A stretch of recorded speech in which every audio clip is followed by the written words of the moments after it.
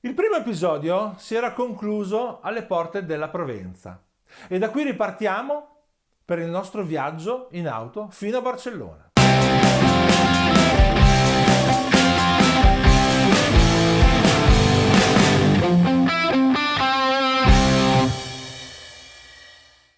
La prima città della Provenza che visiteremo è Arles. Sorta in epoca romana, custodisce ancora un anfiteatro molto simile all'Arena di Verona o al Colosseo, ma decisamente molto più contenuto.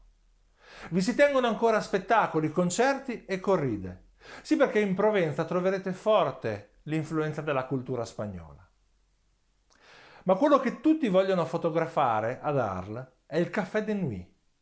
Il bar, il caffè, ritratto in uno dei dipinti più famosi di Van Gogh. Il grande pittore qui ha trascorso quasi 15 mesi, producendo qualcosa come 300 opere. Di tutte queste opere in città non è rimasto nulla, sono tutti in musei o collezioni private. Ma girando per i vecchi quartieri ritroveremo i luoghi che sono stati di ispirazione per il grande pittore. Da Arles, prima di proseguire verso la Spagna, faremo un'escursione e ci addentreremo all'interno del Parco Naturale della Camargue. In un paesaggio lagunare di rara bellezza incontrerete cavalli allo stato brado, bufali, fenicotteri rosa, cose ormai non troppo comuni. Seguite la strada e fermatevi ogni tanto per fare qualche foto. Arriverete fino a Saint-Marie-de-la-Mer e qui troverete veramente un pezzo di Spagna. C'è anche una Plaza de Toro. Avete presente i Gypsy King? Quelli che suonano le chitarre e cantano in spagnolo? Bene, sono originari proprio di Saint-Marie-de-la-Mer. Il nome deriva da una importante comunità gypsy che vive in questa zona, gitani. Inoltre a maggio si tiene un festival che richiama gitani gypsy da tutto il mondo, che si incontrano qui per qualche giorno di festa.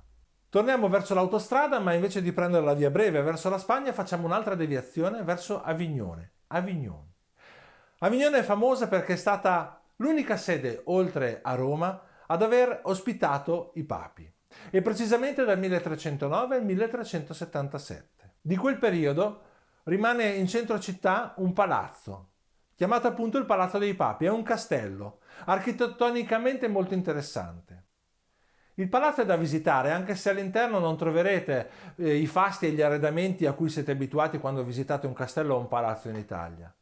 Infatti gli interni sono prevalentemente vuoti. Ci sono alcune statue, fra l'altro alcune di queste sono state trovate altrove e sistemate in una delle stanze del Palazzo dei Papi perché, come dicono i francesi, almeno qualcuno le vede. Per il resto la città è deliziosa, racchiusa da un'imponente cinta muraria che è patrimonio dell'UNESCO.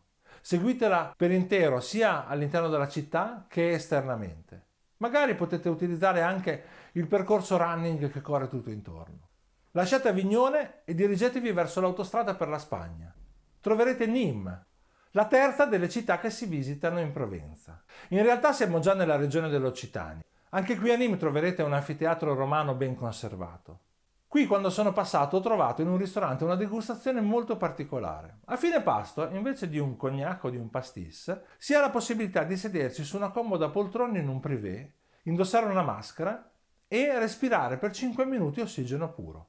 Dicono sia un toccasano per l'organismo. Lasciate Nîmes e... no, non è ancora ora di arrivare in Spagna.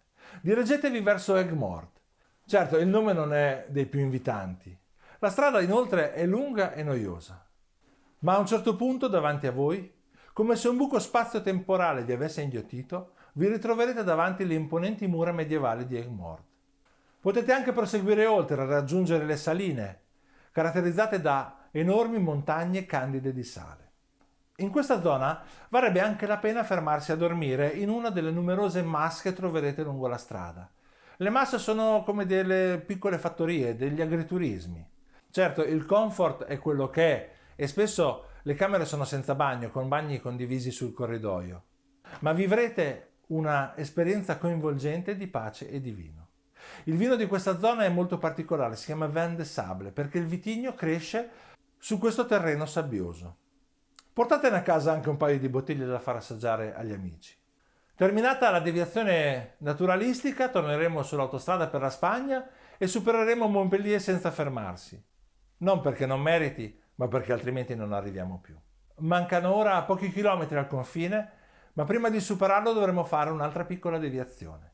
Seguitemi al prossimo episodio.